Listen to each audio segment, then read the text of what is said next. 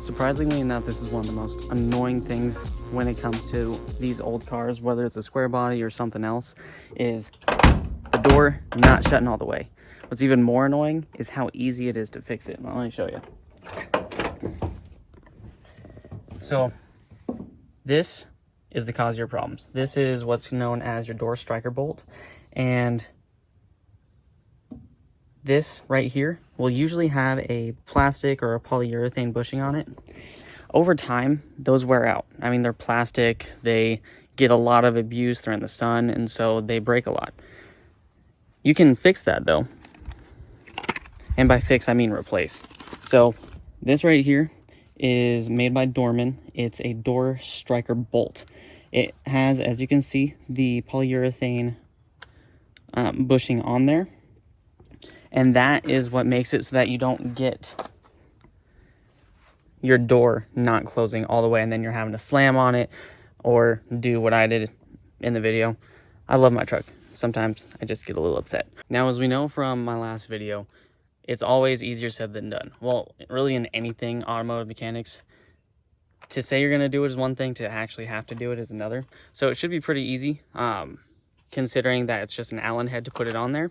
But if we actually look at the bolt, the guy that had this before me, he screwed all that up for me. Now, if we go to the other side, you'll see, and I'll show you, because hopefully on your vehicle, it's the way it's supposed to be. But it's a star bit.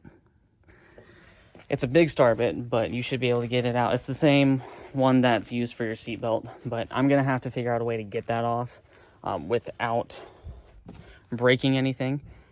And with it being on there for almost 40 years, it's gonna be tough. But we'll take it off, and then putting the new one on should be real easy. I put the camera down fully expecting this to be a super long video where I get really irritated about how long it takes. But since I'm not going to be using the old door striker bolts, I made it really easy for myself. And didn't realize how it was going to be. But just use a pair of vice grips.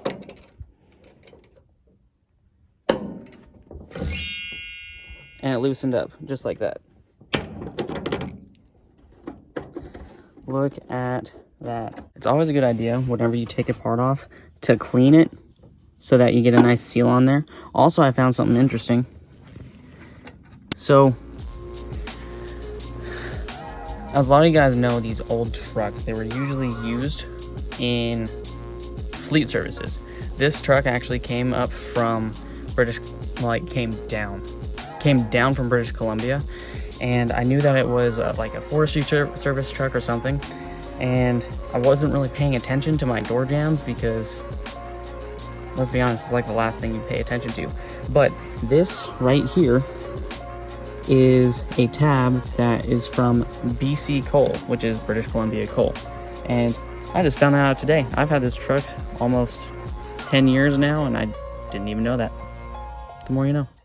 All right, I'm just hand tightening it in now, but when you're hand tightening in, you want to make sure that it matches up with the old placement as good as you can. That way your door doesn't bind anymore and you run into those same problems. So we got in the spot. Now I'm just going to tighten that Allen head and we're going to test it out. All right, guys, just got it tightened up. I ended up using the 3/8 Allen, the one that's so massive that you never use it. Well, just found out that it has use, so that's cool.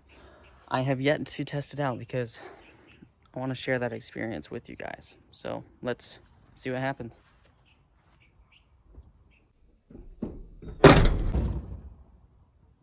Ooh.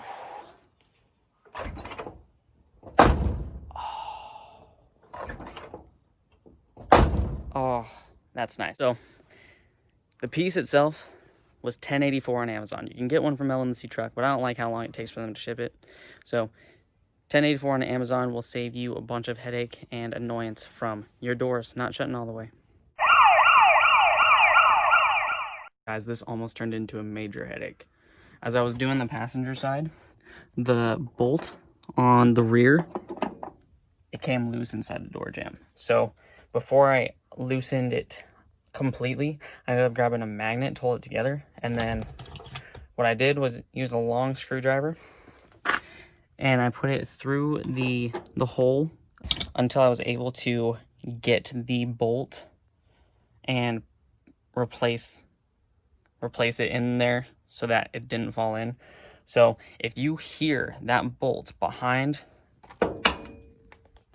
the door jam coming loose, stop, get something so that you can keep it in place. Otherwise, you'll be real upset. I just want to take a second to thank Maverick for all the help that he gave me during this video.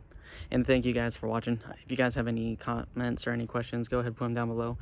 Like this video and subscribe if you want to see more content like this or content on my other hobbies. But thanks so much, guys. Y'all have a good one.